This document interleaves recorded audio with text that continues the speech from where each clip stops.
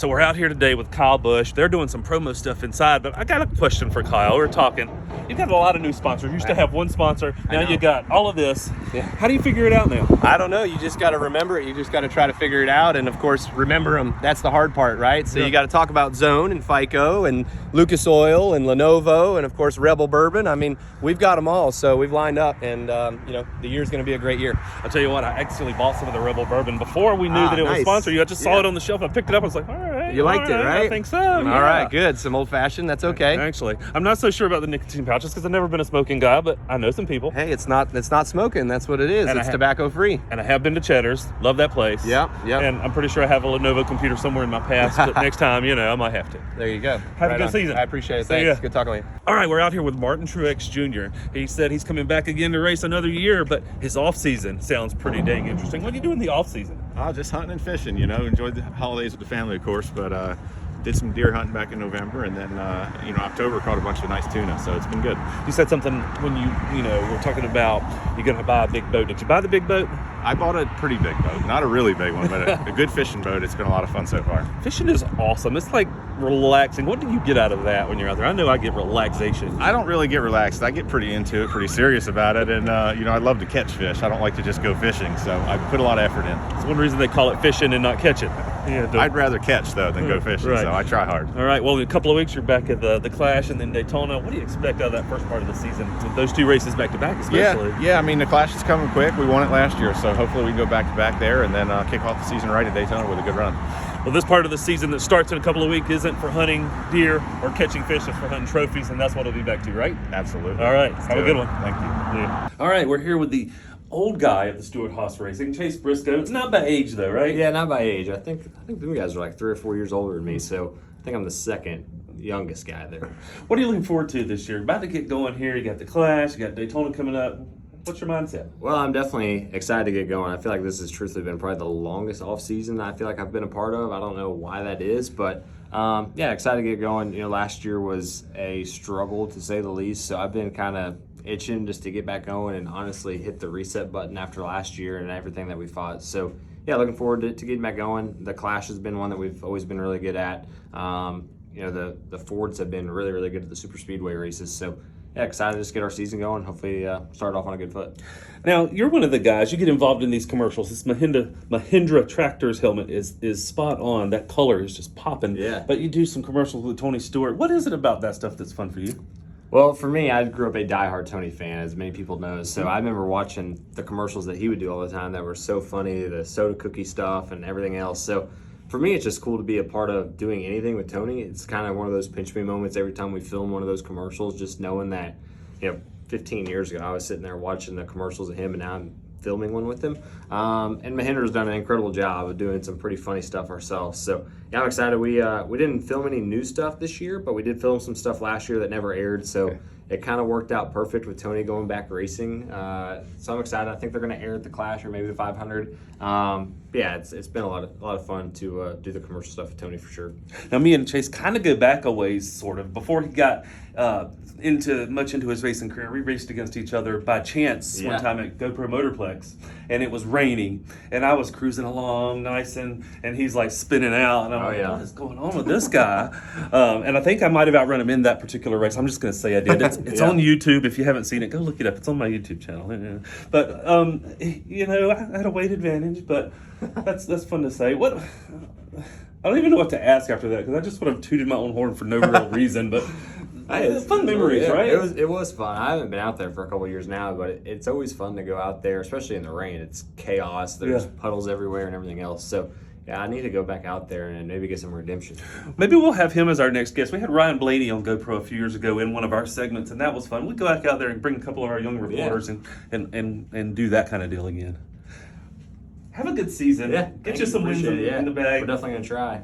Anything's better than last year, right? Yeah, for sure on that. And you can have your helmet back. Yeah, thank you. Appreciate it. Yeah, Chase Briscoe, guys. All righty, guys. Look who we got here. We have Noah Gragson. Noah, SHR, big ride this year. I like this helmet, too. How excited are you for the season and start over here at Stewart Haas Racing? I'm pumped up. I'm ready to go. Like you said, we got everything starting to come together, getting the helmets painted, race suits on.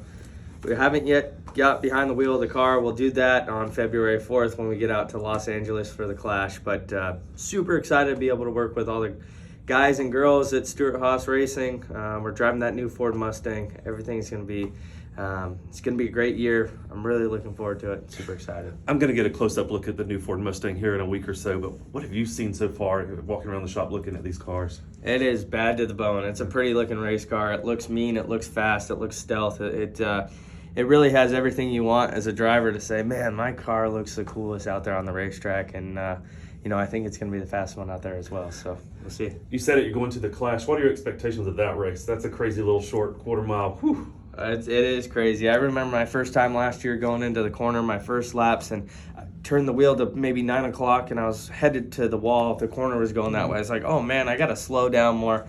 It is tight. It's flat. It's a tough, challenging racetrack, but it's a lot of fun too. You're beating and banging, shifting, hitting the walls. Everything's going on. It's a really fun race. From a quarter mile to 2.5 miles, what will make Daytona for you? What is a successful Daytona 500? Well, we have big goals. We want to win races this year and really believe in each other, but we got to get out there on the racetrack. None of us I haven't worked with the team, and the team hasn't worked with me yet, so it might take a few weeks to get into the rhythm, but the Daytona 500, that's our Super Bowl. That's our big race of the year, and it comes the first points-paying race of the season for us. So we're looking forward to getting out there on the high banks and put on a good show. Noah's back. Noah's exciting. Noah's going to be exciting to watch. Have a good season. Thank you. I appreciate it. All right. Now we've got Carson Hocevar. This dude's taller than me. How tall did you say you were? 6'4". He's 6'4". He is the tallest driver in NASCAR, I would say, right? Yeah, Everybody? actively for sure. Actively for sure. What is it like for you? What kind of goes through your mind as coming into this Cup Series as a rookie? Excited. A lot of anticipation. Not a lot of nerves yet. I'm sure once we get there and the gloves come off, per se, it's going to be a little nervous, but I'm excited for it. Luckily, got to run a lot of races last year that you don't normally get to get as a rookie. You don't normally get to get freebies and test sessions and have it be on race days. So super cool and super excited to get going. How do you spend your off season? What kind of hobbies do you do when there's this big gap in the racing? Honestly, I've done probably more sim than anybody. Just spending a lot of sim, just on iRacing at home, but also in our shop. With the tech center at Chevrolet gives us doing a lot of sim, as well as doing a lot of just sim in general. And working with our crew. I got to catch up from a lot of these guys that have 10, 20 years of experience on me. So I didn't waste my off season going to beaches and going all over the country or other countries even, like a lot of these guys, still got to catch up, per se. Now, I'll tell you this, my followers who follow me on iRacing and watch me do the live streams and stuff like that, you'll know that you'll see his name pop up in iRacing every once in a while. He's in one of my races recently. I can't remember. It's been a few weeks ago. I was like, oh, I know this name. And you were in there. I don't even remember what race it was. It's hard to remember when you run so many. But how valuable do you find that still? It's a lot of fun. I just enjoy it. And cool part is you don't know who you're going to run into. I could race with my fellow racers and not know they were signing up for them. Cup, truck, or Xfinity guys that is really recognizable, which makes it a lot of fun because then you can lean on them a little bit more because then they're your buddies, right? And race them super hard, but also too, you just never know what fan you're going to see or meet, or I get so many super nice messages on there. Some maybe after racing really hard and whatnot, but a lot of really good luck next year, or good luck, happy to see you, thanks for racing, and so that's super cool. And I've grown to know the people that run iRacing really well, Steve Myers and everybody and what they do. So it's always a lot of fun to get on there. I thought it was cool yesterday.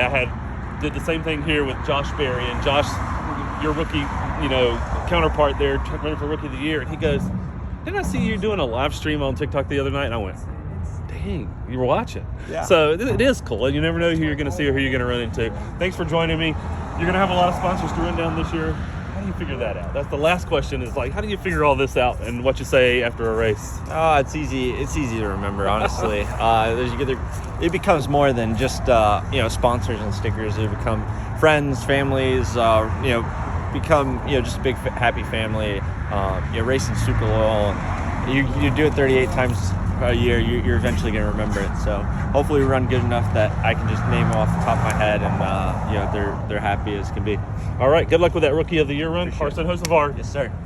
All right, we're getting closer and closer to the Daytona 500, and I've got one of the rookies who'll be in the field, Josh Berry. Josh, great for joining. Thanks for joining us. Yeah, thank you. What is your biggest anticipation for this year? New in the car, got this great ride at Stewart-Haas Racing. Tell me your anticipation level. Well, I mean, it's obviously, I'm so excited just to be going in the Cup Series, right? It's a great opportunity. I think the number one thing to me, honestly, though, after the last couple of years I've had, is stepping into a Cup car with my number, my name on it, right? I've drove a lot of Cup cars without my name on it, so to have my own name on my own race car and have my own team, that's something to really be excited for. This may be an easy question or maybe a hard question. What is the one thing coming out of the Daytona 500 that makes that race a success for you? I think just a finish, honestly, a top 10 finish, top 15 finish, even might be a success, because it's season. The seasons are so long, but at the same time they're not. So getting off to a good start, I think, would be really exciting for us to go have a couple solid finishes to start the year and just build momentum into the West Coast swing and then into the short tracks that follow that. If you paid attention, Josh raced some races last year, subbing for Chase Elliott in the Cup Series. Did a great job, did a fantastic job. That puts a little experience under his belt. He's going to be one to watch this year, and he's competing as the rookie, going to be in the Sunoco Rookie of the Year. It's going to be fun to watch. Josh, good luck. Thank you, man. All right, when you see the monster symbol, you're going to get a race car driver. We've got Riley Herbst, another one of the monster drivers in the Xfinity Series. Riley, how is 2024 going to be your breakout season? 2024 is going to be my year. We're going to start off how we ended last year with more wins and more top fives, and we're ready to get to Daytona. This guy got his first win in the Xfinity Series at his home track in Las Vegas back toward the end of last season. How important was that for you, and how motivating is it? It was very important. It was a huge weight off my shoulders, and I'm ready to go get some more. He's ready to put this helmet on for the Xfinity race in Daytona coming up in a few weeks.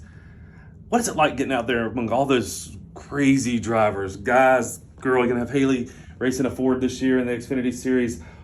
What is that like around all those? I mean, it's crazy. It looks crazy. It's a lot of fun. Daytona's the big one, so we're all have that one circled, and it's the first race of the year for us, and we're excited to get down there. How important would it be to you to get to the end of that race and be up there at the front contending for a win? That's all you can ask for at Daytona, especially in the NASCAR Xfinity Series. So we're going to be ready, we're going to prepare, we're going to do our homework, and we're going to go give it our best shot. My man Kevin Conley behind the camera right now asked this question. Bold prediction for the 2024 season for yourself. Bold prediction for myself, 2024 NASCAR Xfinity champion. Let's go do it. There you go. Riley Herbst, thanks for joining me. Thanks. All right, we're here with Cole Custer, your 2023 Xfinity Series champion. Congratulations. Thank you. That was a heck of a year. It was a good year. Just gotta keep it going, you know. When did you know last year that, oh my gosh, this could be it? I would say once we got into the playoffs, we kept building and building and building all year and getting our cars better and better. And once we got in the playoffs, it was just all kind of able to all come together. And from there, it was just trying to get to Phoenix and putting a good race together. What was your favorite race last year? I look at different races, and you usually a driver can go, I like that race, but what was yours? Man, I mean, I think it's hard for me to say not Phoenix, where he won the championship. It was such a wild ending, and just everything that went into that race and that year it all came to a point right there, and that was really cool. But other than that, I mean, I would say maybe Portland. It was a really cool finish. First win for our team last year, and that was definitely a turning point. So going into the 2024 season, a lot of cool things coming up, but Daytona, the big first Xfinity race day before the Daytona 500. It's like the mini Daytona 500 for you guys. What do you look forward to in a race like that that's going to probably have so many cars coming that are going to need to qualify in? Obviously, you guys will be in it, but what do you look forward to?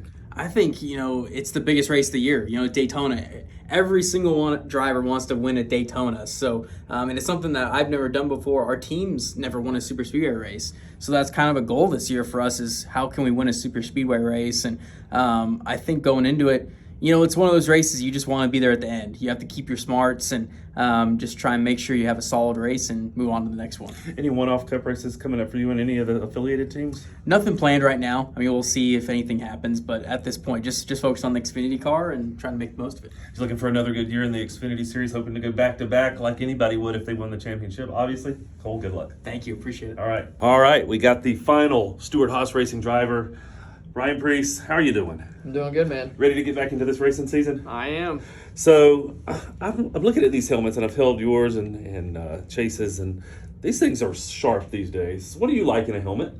To be honest with you, the biggest thing that I like is the airflow that it provides in that hot race car. But I also like the fact that my helmet's pretty light. Yeah, it is. When you strap this thing on to go to Daytona, what do you expect out of that race? We know the last time you were at Daytona, it ended in a crazy end over end, side over side flip. What do you expect when you go back to that place this year? To finish, Yeah. that'd be a good step. But yeah, I'm just ready to go through that tunnel and get back in that car. Does a crash like that give you extra notoriety? Do people always ask about it, always talk about it? And I'm not just talking about the media, but the general people on the street, when they know you're talking to Ryan Preece, do they say, "Man, what about that crash?" Probably, yeah. I've gotten a few references to it, and certainly I'd rather be remembered for something else. But it was a pretty gnarly one. I think every driver finds a place in their career where somebody can say, "That's the moment I recognized that Ryan Preece was a great race car driver," even though it happened in a crash. Do you think that's going to be your calling card, or do you want to find another way? We're gonna find another one. Yeah. Yeah. All right. What do you want to do in the Daytona 500 though? You say finish, but Win. what is it? Do you need to win it at this point? We need to win To be happy at the end, Absolutely. even if you finish. Yeah. All right. And you told Kevin here. He asked this question of all these guys. Biggest, boldest, badass prediction for 2024 for you? We're gonna win the 500. All right. Very good. Thanks. Ryan Preece. Thank you. Thank you. Appreciate it. Have a good year. Thanks, man. Here's your helmet. Thanks a lot.